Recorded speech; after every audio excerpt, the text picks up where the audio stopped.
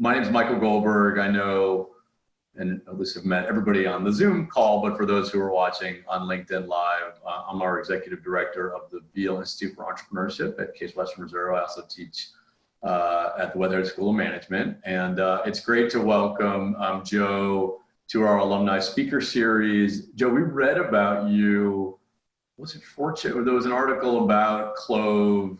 It was in one of which magazine was it in? It might have been Fast Company or Forbes. It was Fast Company, when we launched. So some folks sent it around. And I think one of the remarkable things that we find, because our university graduates lots of awesome people and people go off in the world and, we're always learning cool new things that people are doing. So this chance today to engage with you here about your journey is great. All of the sessions that we do as part of this series are moderated by students. And I know you've connected with Earl Hsieh, who's a great undergraduate student. I saw him early this morning on the tennis courts. That's part of my commute. Socially distant from his teammates with masks on. I was very impressed.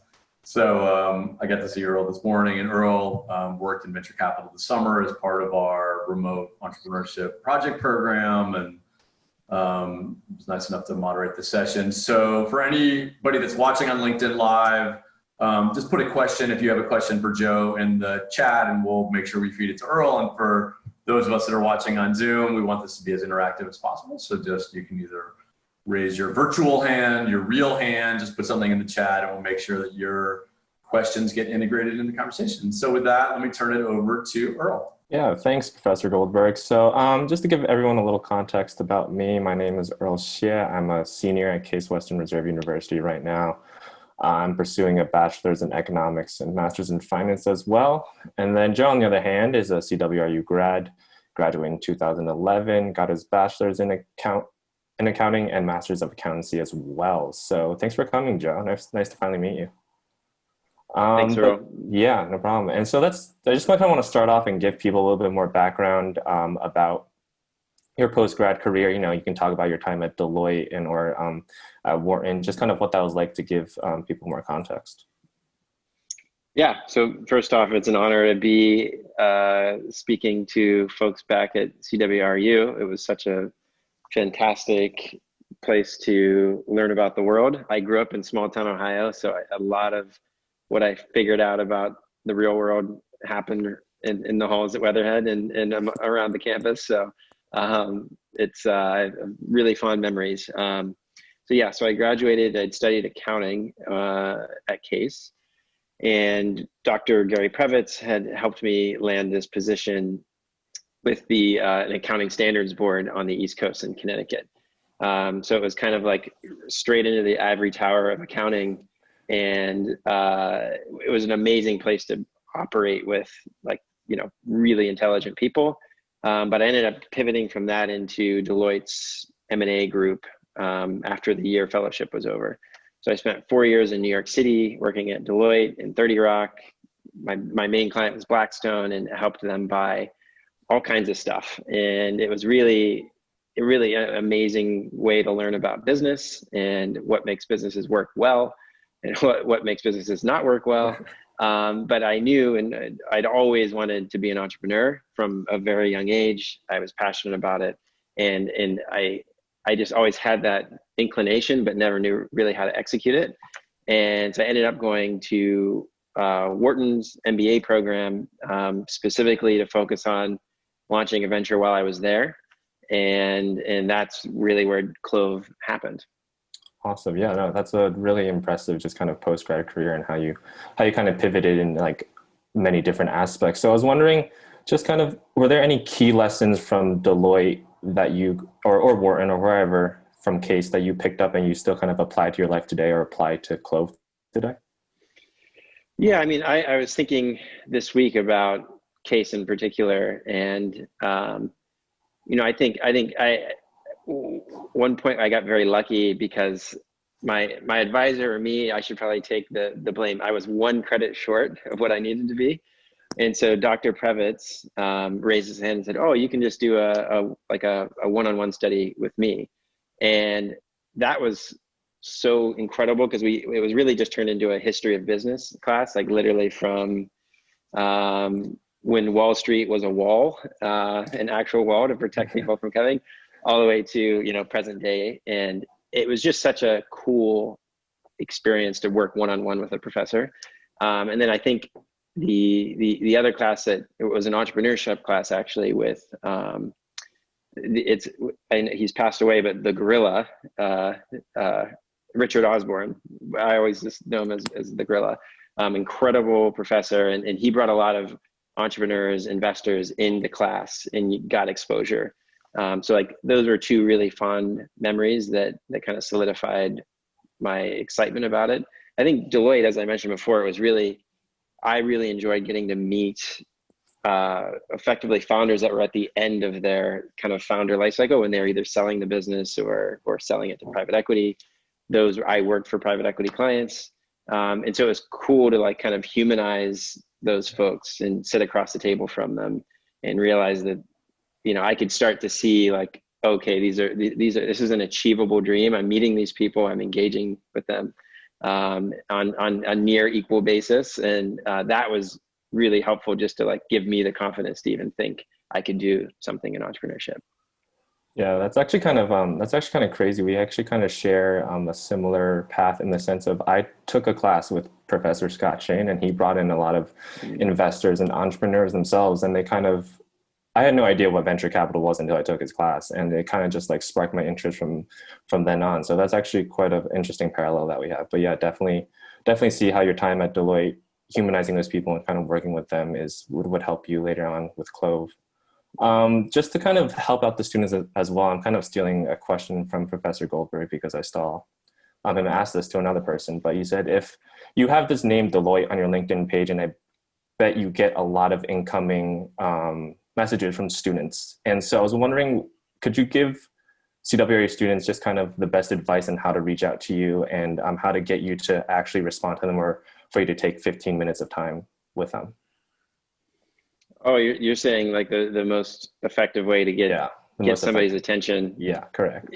Yeah, I think when it's the messages that are hard for me to respond to are the ones where I'm not sure how I can help, right? Like it wasn't teed up well enough for me to say like, oh, I can draw from this insight. And if we hop on the phone, or even a lot of times it's actually easier just to respond via email. If people that give you the out of like happy to hop on, or honestly, if you can give advice over email, that actually sometimes then makes me more inclined to get on the phone with you, because it's like you're not really pressuring right me to get time, because time is so hard to come by. And everyone knows that. But yeah, I think making it very actionable. I mean, and frankly, I had the same thing with Clove when I was reaching out to cold calling people to understand the industry, and I got to practice what I'm preaching now, which is like, do your homework so that when you're sending a message to someone, it seems you're teeing it up for them to be able to answer the question.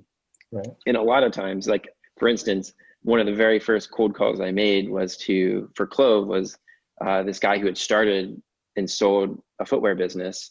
And I called this number that I found online, and it ended up being his personal cell phone. So I had like 30 seconds to grab him. And I was like, all I need is 10 minutes. I have some very general questions. And that turned into a 2-hour phone call.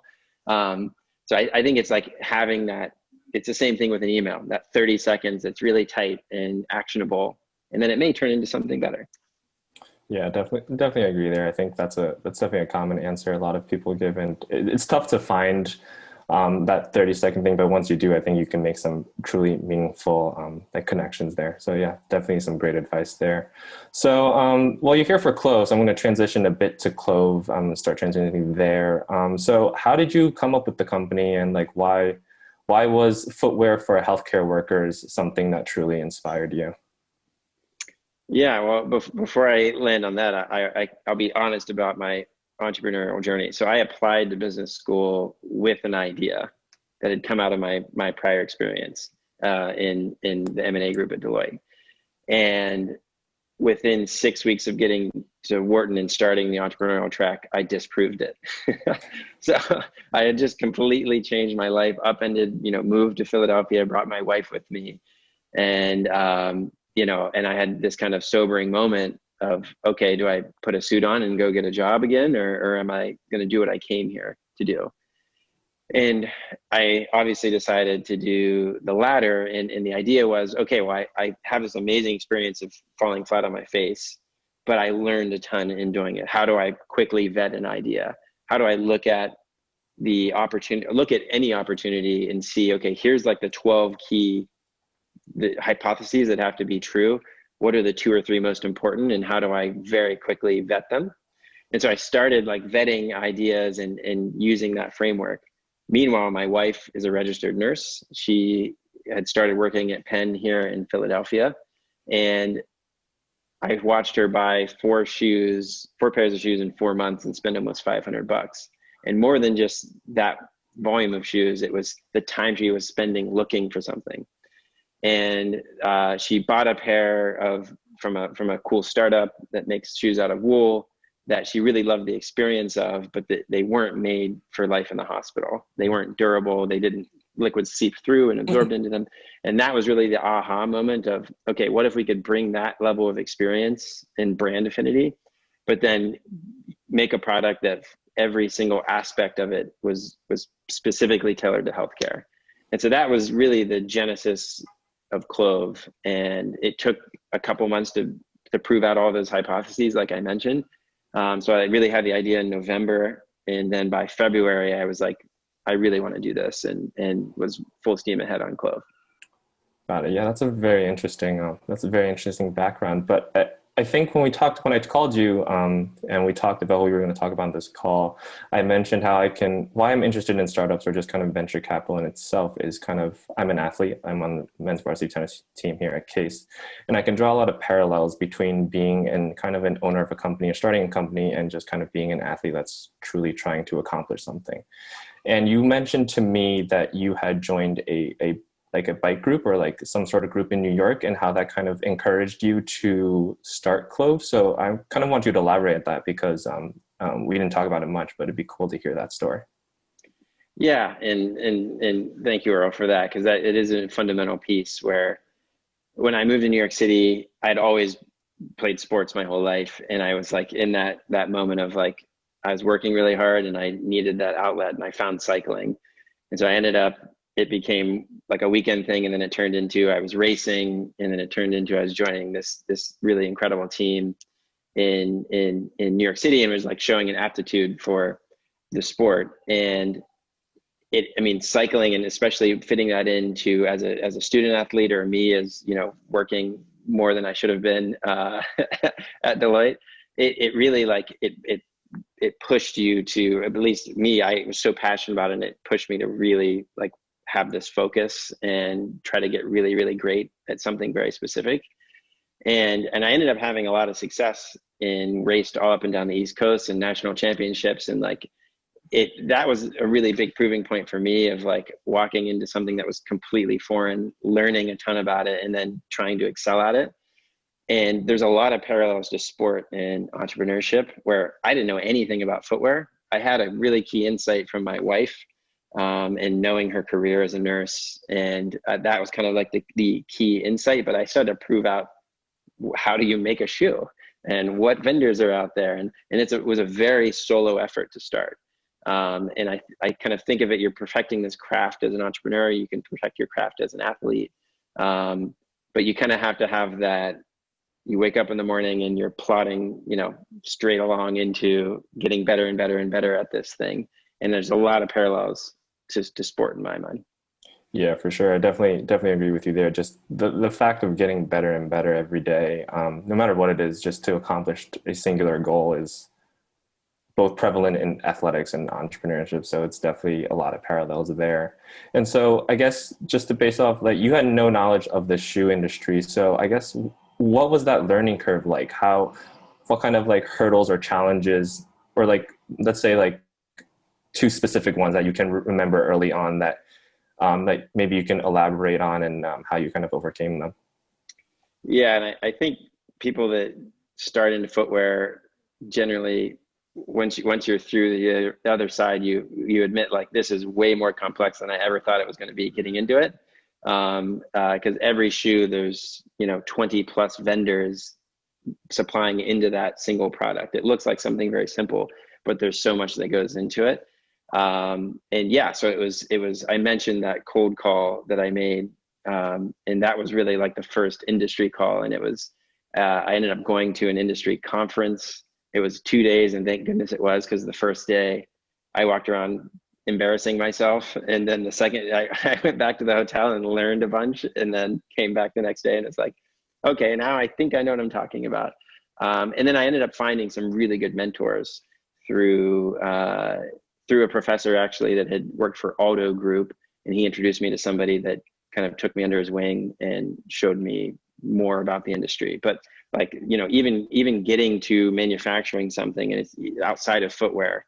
I mean, I would need an adult beverage and like 2 hours to get through that story. But the journey of sourcing and manufacture and going through that whole process is, you just have to really believe. And I think if it weren't for knowing the customer so well through my wife, and being inspired by my wife in general as a professional, as a healthcare professional, it would have been hard to get through, all of the lumps that I took, and then eventually the team, once I built the team, has taken to get to launch. Got it. Yeah, that's a very interesting story for sure. I think I'm going to take a pause here for my questions and just kind of ask the crowd if anyone has anything that they'd want to ask Joe. I know that you said it would take a lot of, I guess you said that it was a tough story to kind of get through, but my question is kind of about when you went about sourcing all the materials for these and going through the process of just like test trials and seeing what was going to work and what wasn't. One thing I wanted to ask about is, why did you end up settling? I did some research, but I saw that one of the materials was leather, and I was curious as to why you ended up settling on that one. And then also how those test trials went, if it was just your wife, it was your wife and some of her coworkers.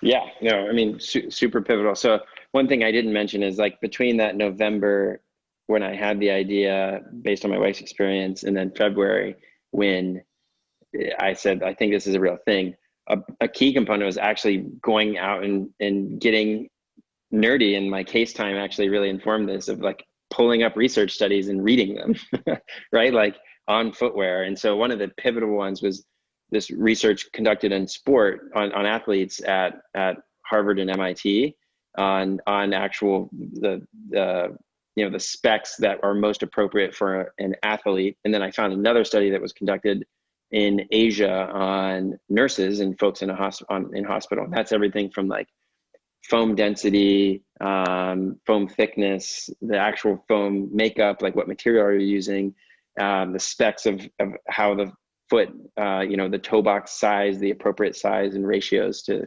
So like I got extremely deep into the research, and I was coming into it without preconceived notions, which I think ended up being a big benefit. But to your question on actually testing it, I ended up meeting the chief innovation officer at Penn Medicine here in Philadelphia. And he was very generous to link me into their innovation group, which is a team of nurses that test all kinds of stuff, processes, products, anything that can change at the hospital, they'll run it through this group. And they were willing to test the first shoe. So they ended up putting 2,000 hours into the shoe.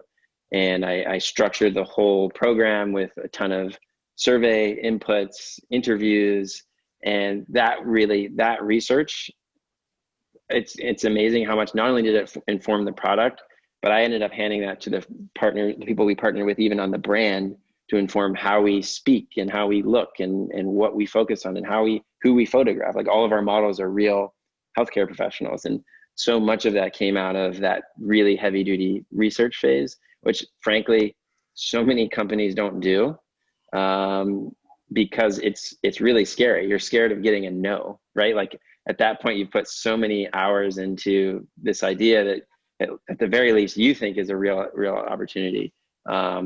And so that's kind of the most scary, that's the scariest thing at the beginning, is putting it out for the world to engage with. But like, it was a huge difference maker for us. And to your point on materials, I mean, I just got really nerdy on that too. I read so much and talked to a lot of people. And I haven't held the shoe up. I always get yelled at for this. This is the Clove shoe. This is Aqua that we just released last week. But the material is actually, it's a synthetic material called Chlorino. So it's the same microstructure as leather. Like if you look at a side-by-side view through a microscope, it looks exactly, but every filament is synthetic. So it's liquid repellent, stain resistant, and like the perfect use case. And it took a long time to find it, but it's this amazing Japanese company that makes this material. And that kind of stuff really matters, right? And it took a lot of sweat equity to get to finding all of these things. Yeah, no, that's super, super interesting. Thank you for answering my question. I know that we have to wear white shoes to our clinicals, and they look like trash. They get so dirty.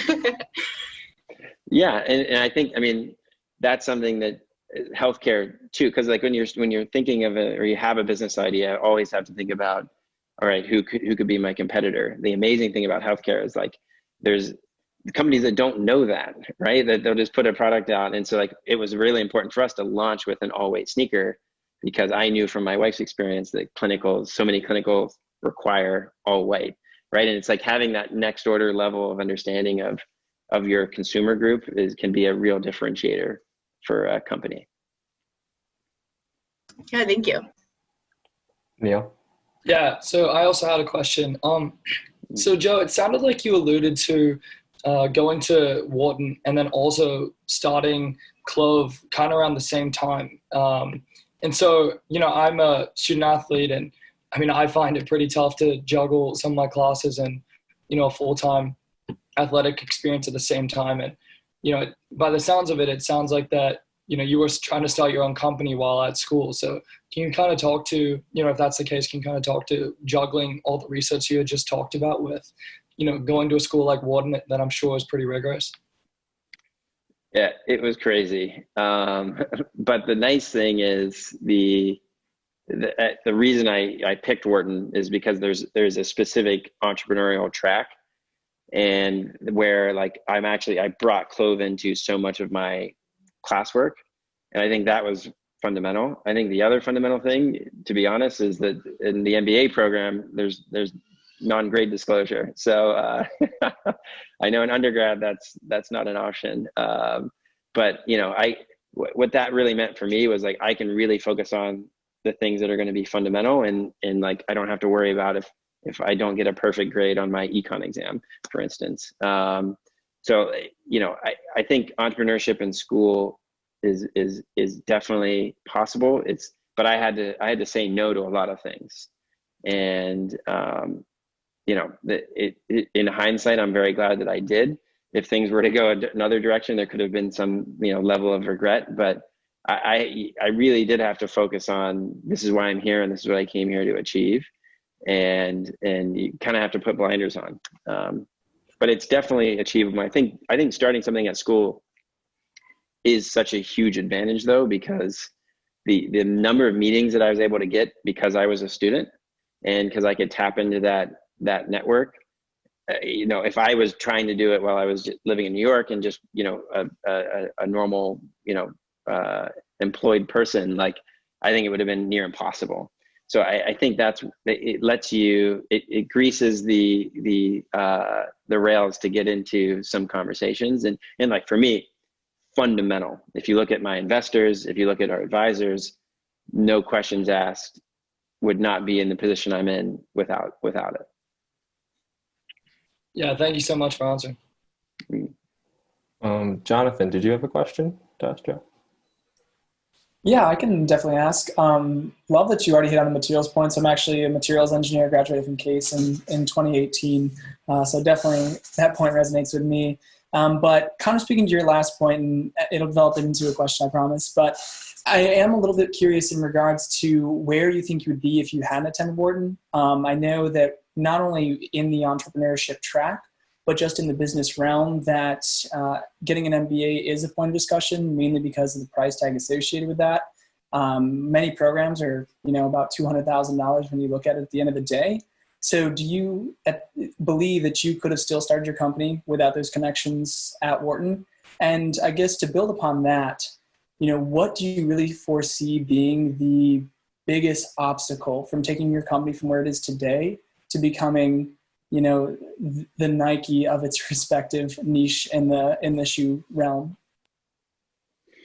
Yeah, thanks, Jonathan. I think that your first question, it's very it's a personal. You have to kind of assess yourself, right? I think there's people that could have had this idea and done it with just naturally based on what they had. I personally, it was really important for me because I was really excited about entrepreneurship, but I didn't kind of have the toolkit necessary to vet, to the point I made earlier of, the idea that I really was excited about. It only took 6 weeks to prove myself wrong. So I personally really needed it. I don't think that's the same for everyone. And you kind of, there's a lot, especially in entrepreneurship, being very real with yourself. And I was very real with myself, and I needed that kind of structured assistance in understanding the lay of the land. And I needed kind of the access to people to help advise me and mentor me. So for me, that it took the form of Wharton, but it could take the form of so many different things for so many different people. And there's so many successful entrepreneurs that didn't have to, go back to school. For me, it was fundamental. And I, looking back, there's just no questions asked. It changed the trajectory for me to have that experience. And I guess on your second question, yeah, I mean, I think the most important thing is executing, honestly, for the company to continue to grow. And there's a lot of people that get distracted by the rest of the market. And the most important thing you can do is in the early stages is have really good assumptions first off, and then execute at an incredible level on every aspect. And I think especially in direct to consumer businesses, you are every aspect of the business, right? You're running manufacturing, you're running logistics, you are running the store, you're running customer experience. Like, we have to be great at everything. And for me as a CEO, it's thinking a lot about who is on the team and along the ride and inspiring them and putting them in positions to succeed. And so that's what we're super focused on is we have our game plan, and executing it perfectly is the mandate. And that's truly the most important. And I've talked to entrepreneurs that are on the opposite end of the growth trajectory 5, 6, 7 years in, and they say the same thing. You just have to really be focused on executing well, because this is really hard. It's definitely not easy. And so I'm very lucky to have an incredible team, and we're having a lot of fun, and that's important too. Thanks, I appreciate it. Great questions from the crowd here. I think something that sparked my attention was when you talk about network. I think a lot of students have the ability to create a connection, but then maintaining that connection. So like, follow-ups and just following up with people you've already connected with. So I was wondering, what was your strategy going up with just kind of maintaining the connections that you had, and making sure that those were fresh and that they could be a benefit to you in the future? Yeah, and I think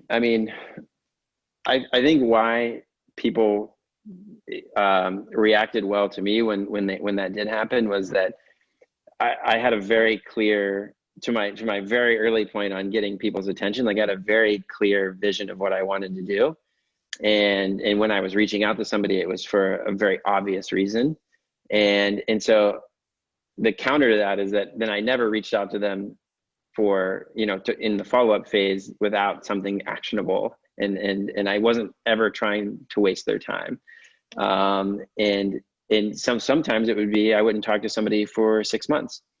But there's conversations, there's folks that have helped me that in aggregate, I've talked to 2 hours, but those 2 hours are worth 100 hours from someone else. And it's being really thoughtful about finding those right people. And I like one of my business partners, there's two folks that really launched the company with me. One I met through the MBA program. The other, I just found her profile on LinkedIn and was like, if I could get this person to join the journey with me, it would be fun. That would change the trajectory.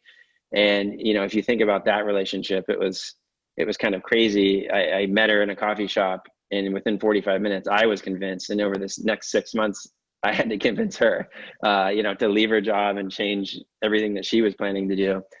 So building that relationship was truly fundamental. And, you know, now it feels like family, to be honest. And that just took a lot of time. So I don't know if that's directly answering your question, but, you know, there's different relationships and different levels. And I think where people run into issues is when they ask for too much from somebody that they really, if you could just get 45 minutes, and that 45 minutes could be a game changer. And then you leave it. You don't need to bug them. So, you know, that's hopefully that's helpful. Yeah, no, definitely. Having something actionable, I guess, is the biggest takeaway, and always making sure you're not wasting someone's time is always key. Professor Goldberg, you had a question? I do. Thanks, Earl. This is great, Joe, by the way, and thanks everybody for the questions. Some really good food for thought. By the way, your comment about non-grade disclosure at Wharton, which I think a lot of our case students would enjoy and appreciate. Basically, and I had it as well. And actually, it was not having to kind of stress about employers seeing grades. Also, for me, opened up kind of doors to pursue other things. So I had sort of forgotten about it until you mentioned it. It was highly important for me. I wanted to ask you about, as you think kind of back to the university, and I loved actually hearing the stories about Gary Kravitz, who, as you know, is still here teaching and mentoring students. Is an amazing guy. And Richard Osborne, who I had the privilege of being a colleague here with and impacted some of these students. And you know, he has a huge legacy. So obviously you've got deep connections. I mean, one of the things that Doug and I are working on, this Veale Institute for Entrepreneurship, is relatively new. And when we think about how we help, particularly on the venture creation side, we're working with students like, you know, with Earl and Jackie and Jonathan and Neil and others who either are interning in places or starting things. So there's a student pipeline. There's faculty that we're working with. Some of them are thinking about spitting out ideas. But I'm sort of curious in your perspective on how CASE can help alums like you. I mean, you're doing all the things that you're doing, the networks, the raising capital, are great lessons and examples for us. And I just am curious if you think there's something that the university could be doing, particularly for those of us working in the entrepreneurship space, to help you going forward. Yeah, well, I think setting up the Veale Center, for instance, like that's just in itself such a fundamental, having kind of that gathering point is in folks that have actively raised their hands and to help is a big thing. And, you know, I struggle honestly with thinking about, you know, objectively about how do you institutionalize entrepreneurship, because every entrepreneur needs a different thing, right? Like I came in with a set of skills that maybe some other founder didn't have, but you know, it's like it's a very nebulous and kind of hard to grasp concept. But I think like the early days, frankly, the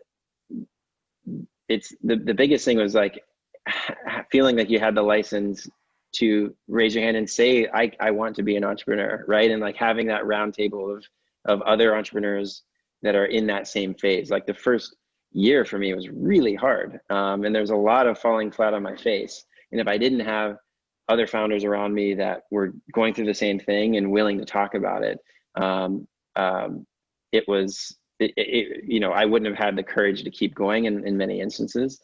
And so from a case perspective, I think it is having forums like this where there's people that have graduated and can come back and talk about, you know, the realities of this. I think the media in particular can can sometimes gloss over the experience, and there's a lot of tough decisions and tough moments to get to what can become a success. So, for me, that's, and there's a lot of like, there's some like really core things that there was a specific track at Wharton, which is called the Venture Implementation Program, which literally was a you had to apply to get in with your idea, and then there was a track that you went on where you learned about fundraising and you learned about pitching, and you got to pitch, and that stuff was really fundamental. And I mean, I'm happy to talk more about things I learned from that experience. But I mean, the core thing with building the community, I think, is just having like-minded folks, and it sounds like we do on this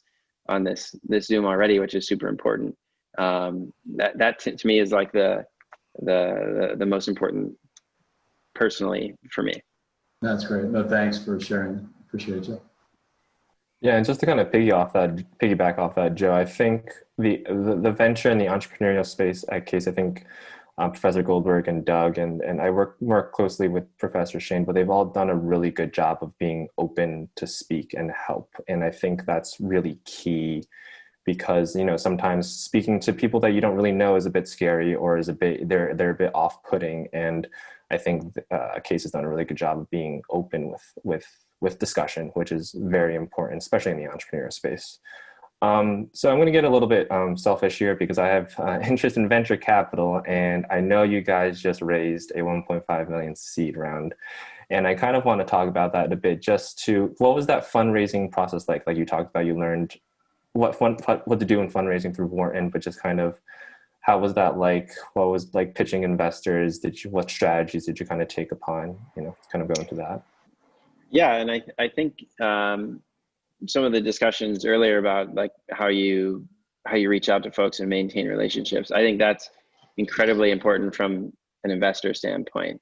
I really, my thesis on raising capital was, and there's people that do it differently, I wanted to vet every aspect of the business. And so that literally when I walked up to an investor, it was like, here is the entire game plan. I really just need your capital to breathe life into this business. There's some people that back in November of 2017, when I had the idea, that the next thing they would do is go and raise money. And that's fine too. It's a beauty of the system that we built here in America. You can kind of do both. But I wanted to really prove out the idea. And so like when I actually went to raise money, it really just took a couple weeks to have the term sheet that eventually turned into our seed round. And but that relationship with that investor specifically, I'd first started talking to them 10 months before. And I really looked especially or specifically on the investor front. I used those intros to get help along the way, right? So I talked to a lot of investors from very early, not about giving me money, but about what have you seen in other portfolio companies that have done really well, and what do I need to be doing right now? What in your opinion? And so I built a lot of relationships through those kind of discussions. And I think just in life, but especially in business and in entrepreneurship, it's really beneficial to meet somebody, tell them what you're going to do, go do it, and then come back to them and say, here's what I did and here's what I learned. And I use that exact approach with investors. And, that was really fundamental for our capital raising was so easy, but there's a lot of pre-work that went into it. But I think people run into issues when they start that too early and they haven't answered fundamental questions about the business. Or that they're just meeting someone for the first time and it's the first pitch, and then it's 6 months later before someone's going to trust you. So that's the approach I used, which was really helpful. Yeah, that's really interesting. Yeah, I think definitely, especially at the early stage, you're raising a seed round, and just it's so risky at that stage, and that you need to not only just kind of validate the idea, but also just gain the trust of the person, because they're investing in you essentially, right? And so at the early stage, they're investing in the CEO, and it's definitely, your approach was a way to really to get them to trust you and give you money to do make Clove. And so I was doing a bit of research, and I looked on Crunchbase that you got investors that are more related to brand. So like they have like focuses on brand. Is that correct? Is Crunchbase accurate? Joe? Yeah. So our lead investor, they've done a lot, not in brand, but really in like the direct to consumer space. And they've touched a lot of different products from they have investments in footwear, but they've done a whole host of different things. But that was really important to me, to have folks that can advise on that. Like I said, the complexity of this business is that you as the business are running every aspect of the engagement. It's not really like there was a lot of complexity in the product, but I thought the investors I wanted to be able to advise on every aspect of the business. And so that's been amazing, because I've been very lucky in who we've had advising us, because that was our focus. Got it. Okay. And so, and then I guess my question would be just kind of next steps for Clove. Are you trying to kind of build Clove out as a brand, or just more of a hey, this is a shoe that's really good for healthcare, and then just kind of pivot from that? Or is it more like you want Clove to be a household name in different aspects, not just shoes? Yeah, I mean, I think we have a ton of room to build a really big business specifically within healthcare. But we built this feedback loop with our customer base that we listen to like crazy. And that's another point of the direct to consumer business model, is that if you're smart about it, you can build a community that helps inform the future of the business, right? So we've already made product decisions based on that team. We're constantly iterating the product that we have based on the folks that are in our community. And so we're always going to be listening to that. I think focus is really important, especially early on. And we're really focused on healthcare professionals specifically and the products that we're making. But we're always listening and are always going to be reactive to ideas that come across. Got it. It's very interesting. And last question here, gonna finish off with Jackie. You had a question for Joe? Yeah, I do. So when I was scrolling through your website yesterday, I came across the part on the Clove Collective. And I'm always super interested to hear about community involvement and give back programs that businesses, especially small businesses, have going on.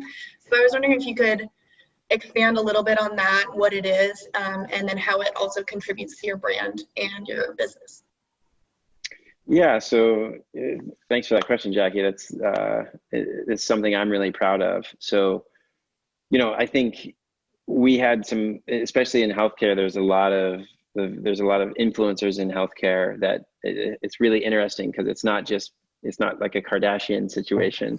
There's actual professionals that are practicing nurses, practicing doctors, that have also built these followings based on talking about the realities of being a healthcare professional. And for us, that's like the core tenet of the brand. It's not always bright, shiny, happy times, right? And I think COVID's brought that into focus in an incredible way. But, we had that as a core piece of our brand well before COVID happened, because of my wife's experience. I held her in my arms when she lost her first patient. I celebrated with her when she passed her NCLEX, right? So I've seen the highs and lows, and it was really important for that to be reflected in the brand.